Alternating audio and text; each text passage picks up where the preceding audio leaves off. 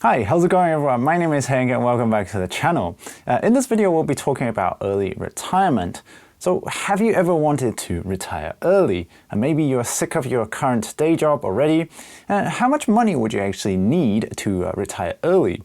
And is early retirement something you would even want, or is it even realistic? In this video, we're going to find out. So in recent years, there have been many proponents of the FIRE movement. FIRE stands for Financial Independence Retire Early. It's the idea of an early retirement where you don't have to work anymore and can just live off dividends and gains from your investments. Now, with all this free time, you can spend all the time traveling around the world, maybe not at this precise moment, or party on the beach, or work on your own hobbies that you always wanted to work on. And at the heart of all this FIRE movement is the 4% rule. In this video, we're also going to be looking at whether or not the 4% rule is still applicable to today. The 4% rule itself comes from a study that's done in the 90s, which looked at a 30-year rolling period in the US market from the 1920s to the 1990s, using a 50% shares and a 50% bond portfolio. And it found that during any of these 30-year periods, you can take out a maximum of 4% of your portfolio and still be able to maintain your principal amount. This means that if you only take out 4% from your investment per year as living expenses, you will be able to survive for the next 30 years without using up your initial investments. Historically, the stock market has a return of around 6 to 10% per year. The returns from your portfolio should serve to replenish the amount that you take out so that you can maintain your portfolio. Let's use a real-life example. Let's say you live a fairly modest lifestyle and you estimate that you spend around $40,000 per year. The 4% rule states that you would need to divide the annual amount that you need, which is the $40,000, by 4%, or essentially multiplying that amount by 25, which comes to $1 million. And this is the amount that you would need in order for you to live off your investments. Let's take a look at this hypothetical example on the spreadsheet. So the annual amount that you will require is $40,000, and the total amount that you require using the 4% rule is $1 million.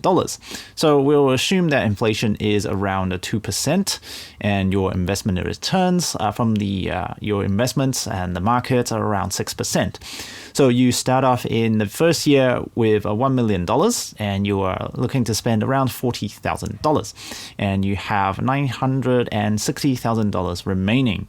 So on the second year, your investment of your $960,000 have grown by 6%.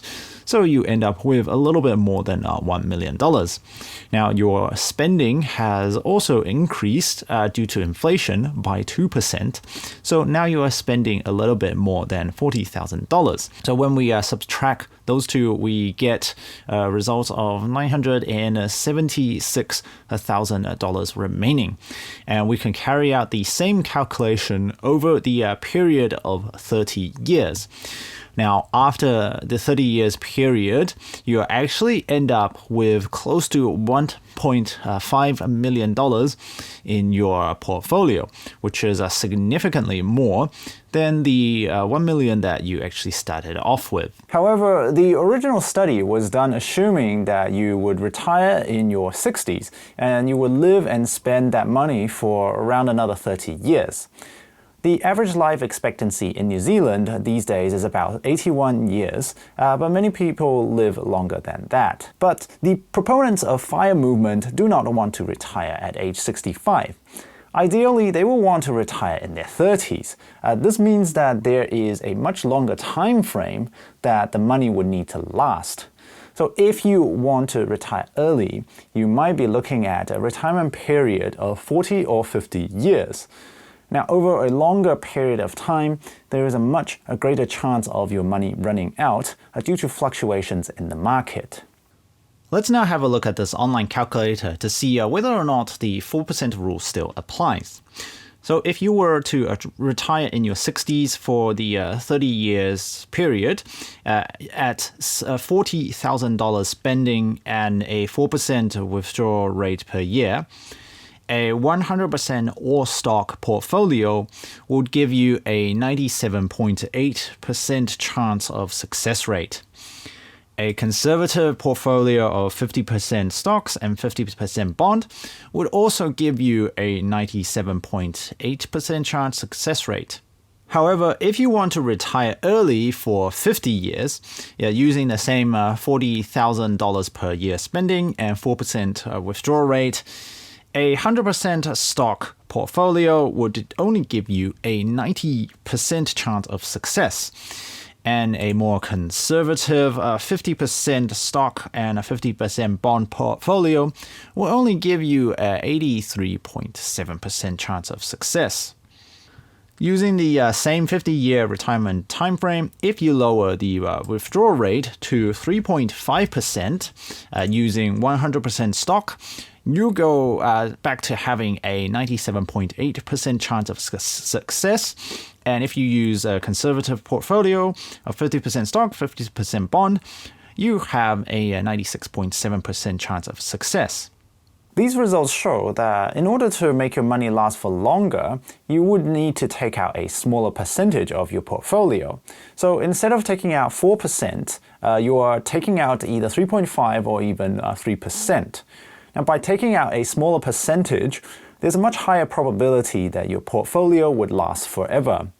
But the main problem with this is that you're still looking to spend the same $40,000 at a smaller percentage of your portfolio. What this actually means is that you need a much larger portfolio to begin with. So if you are still taking out $40,000 at 3%, you need to save up $1.3 million instead of $1 million with the 4% rule. Now, depending on your job, this is simply not feasible for the majority of us to save up $1.3 million to retire early in our 30s. Now, because it's New Zealand, as soon as someone has even a quarter of that amount, they will go buy a house. And if they have half that amount, they will go and buy 2 houses. Proponents of FIRE aim to save aggressively by lowering their annual spending amount. So if you spend $30,000 annually instead of $40,000, you will be able to reach your savings target much more easily while having a lower withdrawal rate. Now, this seems like a bit of a no-brainer, but at the heart of the FIRE movement is to save like a student, even if you can afford to spend more on going out and or buying other nice stuff. It's kind of like the lifestyle of focusing on experiences rather than material possessions. The results also show that having a high percentage of your portfolio in stocks for the long term serves better to combat the effects of inflation. However, there is also a higher variance if you have more money in stocks. If there was a string of bad years in the market, you are much more likely to end up broke, which is definitely not something that you want to deal with if you retire at a later age. Another method to make sure that your money would last for longer is to have side hustles running. So just because someone achieved their theoretical financial independence, that does not mean that they have to stop working straight away.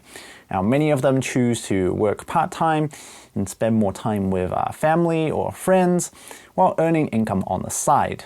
Now, being able to do something that you love is what gives a lot of people a sense of purpose.